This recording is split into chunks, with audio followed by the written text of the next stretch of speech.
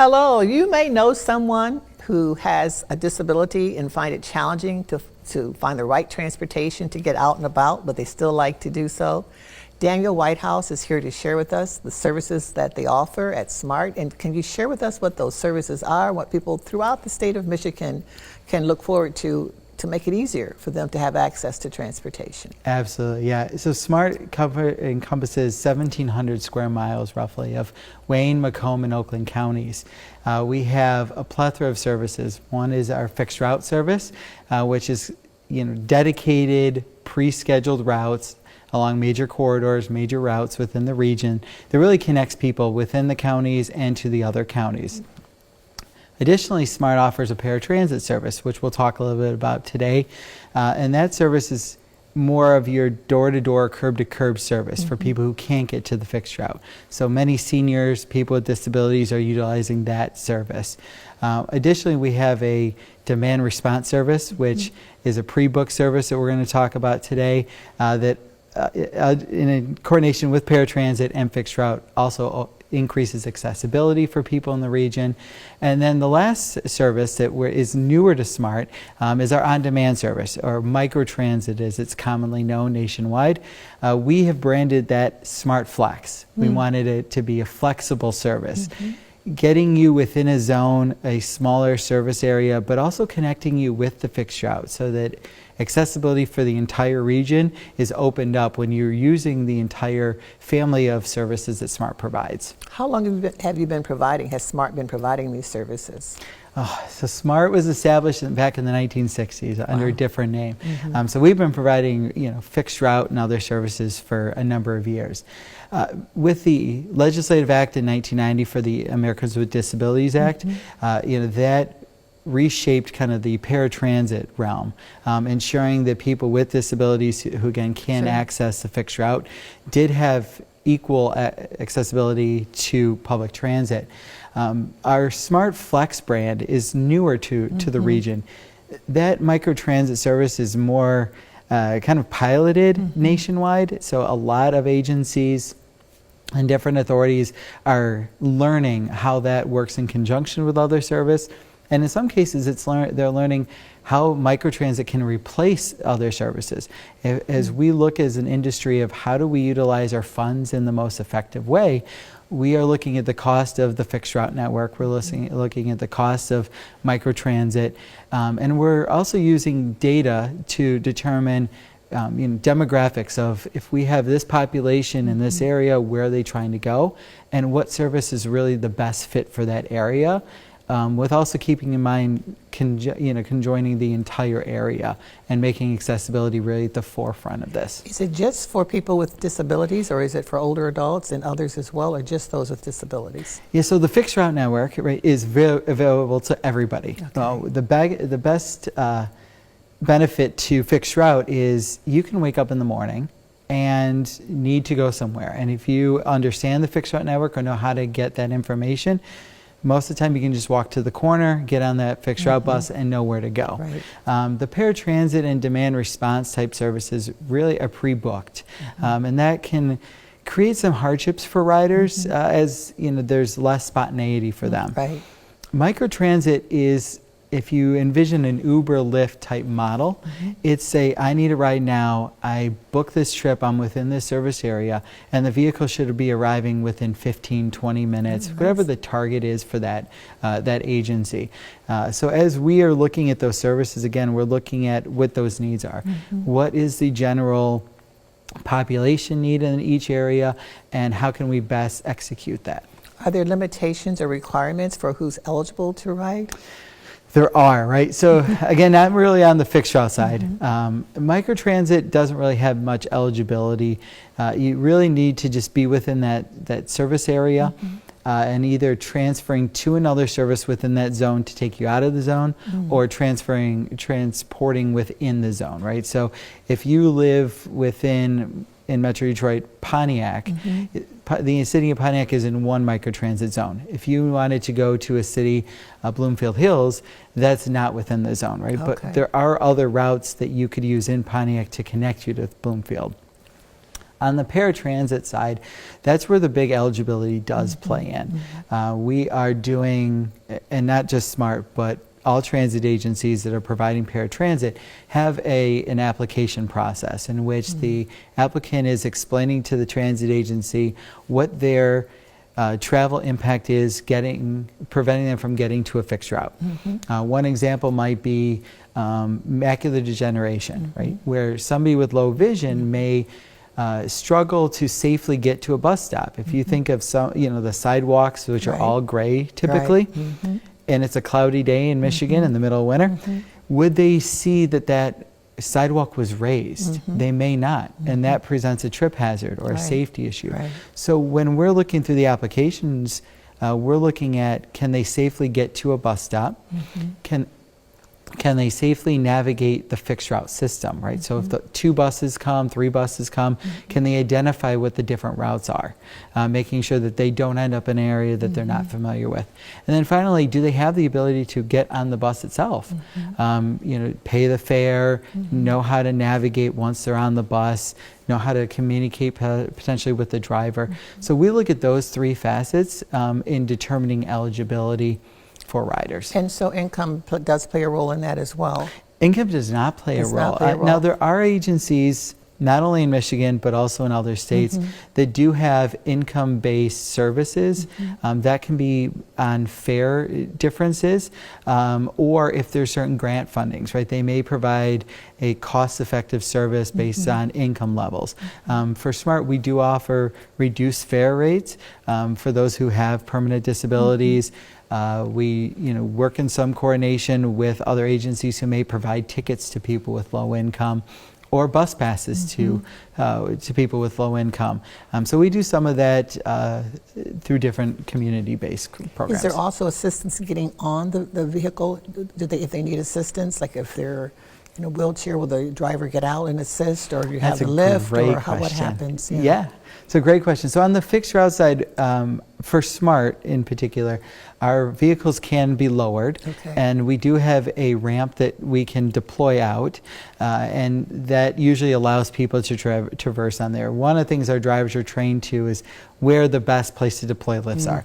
If grass is not usually suitable because in the middle of winter, or if it's wet, it can be hard for somebody to get to the ramp. So we really look for hard surfaces that don't have steep inclines or declines to deploy those. On the paratransit side, we do offer different services, as do most agencies who are providing that. So we will offer wheelchair assistance, where we'll go up to the door, we'll push somebody from the door of their home or business to the vehicle.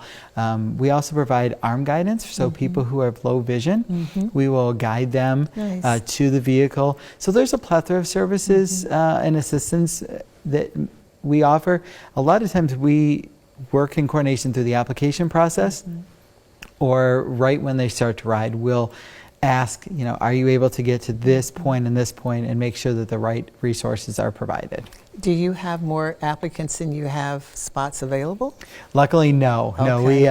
We receive quite a few applications every week. SMART is very fortunate that we do have capacity available, that we are able to still take trip demands on. One of the growths that we are seeing, not just within Michigan, Metro Detroit, but region-wide, is new softwares that are coming on, which have, as anybody uses an app will know, there's always updates, right? And those updates usually have a back-end growth. A lot of the software updates have more powerful back-ends, so they're doing better with scheduling of time to get to locations, loading and unloading of vehicles. And what that has done for agencies is opened up more capacity, right? If you think of at home and you need to go somewhere and you're writing it out and mapping it out, it's hard to really consider all the factors needed for transportation. These softwares are designed to do that for us. And so we plug in all the metrics, as I mentioned, the loading and unloading of somebody onto a vehicle, which varies depending on if they're walking on, using a cane, a walker, wheelchair, and then the travel time, all of that we budget the time for. And so we've seen growth in accessibility, growth in availability Nice. based on better technology. Are there restrictions on where people can go? Like, when you take them to a bingo game, I know they'll probably take them to the doctor's office, but are there restrictions on where they'll go? And does the smart or the driver know when to pick them up, or do you have to call again and ask for a pickup? That's a very good question. So at SMART, luckily we are not discriminating against any trip purpose. Great. So the ADA is one of the benefits to riders is that all trip purposes under the Americans with Disabilities Act are equal. And so if they want to go to a family's house is just as important as dialysis or life-sustaining treatments. In terms of booking the trip, right, one of that is communication between our departments and the rider. One of the kind of best avenues to do this is talking to them and even talking to the doctor's office and saying, you know, Mr. or Mrs. Smith is coming to your appointment. How long do you expect to have them there? We try and do all of that at the time of booking so that we can then balance all of the schedules. Nice. With 1,700 square miles, it's very difficult to Yes. just have vehicles available at all times everywhere to just Right. pick people up without structure. Will insurance cover any of the cost, or is it not even billable to insurance? Great question. Yeah, so we do have a number of riders, especially in Metro Detroit, that do get reimbursed for transportation. And we are happy to provide receipt of the trips that they've taken and the applicable fares. And they submit that depending on their needs. We submit to them the documentation, and then they go through the reimbursement process on their own. Very nice. Yeah. And some people have routines, right? They want to go to the bingo or want to go to the doctor's office, you know, every month. Can they schedule their rides in advance? Like, you know, every second Wednesday I'm going to go to see my aunt. Can they do that? Or do they have to, should they call each time? Yeah. So most of those trips are done by them calling recurrently. It's very difficult with a lot of the technologies to be able to say the third Thursday of every month we're going to X or Y. So one of the things SMART has done is we allow 2 weeks of booking. If we do run into a circumstance where the passenger may not be able to make the reoccurring booking for whatever reason, there are alternatives that we can do to work with them. But again, we are trying our best, not only at SMART, but region-wide, nationwide, to make sure all those spots that we talked about are available at all times, right? And so if somebody pre-books all these trips and then isn't available to take them, that hinders our ability to provide service to other people. Absolutely. The flexibility. Exactly. Yes. So is SMART just in Southeast Michigan, or are there similar services throughout the state? Yeah. So SMART is in the suburban areas, so we're Wayne, Oakland, and Macomb counties, but we do work in partnership with transit agencies across the state. To mention a few, right, you know, we work with Ann Arbor and DDOT directly, as well as Flint MTA, where our service areas are either overlapping or touching each other. And then we also work with other transit agencies within the state. We'll talk about eligibility. So if a rider has a certification in Grand Rapids and they need to come to Metro Detroit, they'll coordinate with our department to make sure that their eligibility can transfer over. And so when they arrive in Metro Detroit, transportation goes seamlessly. If they're not using one of those, you know, paratransit services, demand response, you know, again, our departments can coordinate. If you arrive in the airport, here's the fixed route network. So it's about all the services. Yes. And then we even do that nationwide. So we have riders in Metro Detroit who come from Las Vegas or Chicago or Atlanta, to name a few. And when they know that they're arriving or they're planning a trip to us, they will reach out to us, or their transit agency will reach out to SMART, and vice versa. We'll do it on behalf of somebody. And so again, once they arrive at the appropriate destination, their transportation services continue seamlessly. And when you mentioned certification, that simply means that they've gone through the process, the application process, Correct. and they've been certified as a writer. Yeah. So if someone wants to find out more about what's available in their community, what would they do? Oh, there's a lot of good avenues there. So the first advice I would always give somebody is to reach out to their local transit agency. Okay. Talk about, you know, what their overall needs are, right? Where are your doctor's offices? Where do you want to go? Not just where you need to go, but learn more about where you want to go, and talk with them. If you need things that are kind of bigger scale, right? MDOT has a Department of Passenger Services. And that's a great starting point. They have local representatives. We talk to ours quite often in the Metro Detroit area. And so that's a great department that can open up transit, answer transit questions statewide, and potentially refer you to other states. But yeah, the call centers are the best part. We get a lot of calls to SMART of, I need to go here, I need to go there. And we act as a starting point. Again, talking kind of the last topic again, we can make those phone calls and say, we have this person here, they're looking to go to Grand Rapids for X or Y, and how do we start that coordination process? We've used the word SMART a lot, and I know that's a term that I've seen on subways, different places where the word SMART. What does it actually stand for? So SMART in Metro Detroit is the Suburban Mobility Authority for Regional Transportation. Okay, say that again. The Suburban Mobility Authority for Regional Transportation. And there are SMART systems throughout the country, or just in Southeast Michigan? So there's different transit agencies nationwide. A lot of them have their own acronyms. So if you look in the Dallas region, right, you have Dallas Area Rapid Transit, which is going to be the Dallas area, but then Fort Worth may have a different name. SMART, DART, we kind of... Exactly, right. So in Metro Detroit, we have SMART, and then we have DDOT. Detroit Department of Transportation. You've got Ann Arbor Area of Transportation. You've got Flint's MTA. So the acronyms might be different, but the crux of having different public services and different transportation options are equal. Have you found that some older adults in particular are a little hesitant to get into the car with someone that they don't know? Have you had? Because we have, yeah, and it's not just cars; it's all vehicle, buses, right. all different types of vehicles. The newer technologies do a good job of allowing agencies to let them know the name of the operator. Our operators, if they're asked, will provide their name, but we really do a lot to make sure that they're in a uniform, they're in a branded vehicle. Even some of our providers who may use a minivan, that minivan is going to come with some logo, some branding. We're not just going to show up in an unmarked car with somebody who is not identifiable. And that really helps a lot with the ease for seniors, but also people with disabilities. Another thing that we've done in particular in SMART is we rebranded our vehicles, especially on the paratransit side. We did an update this year.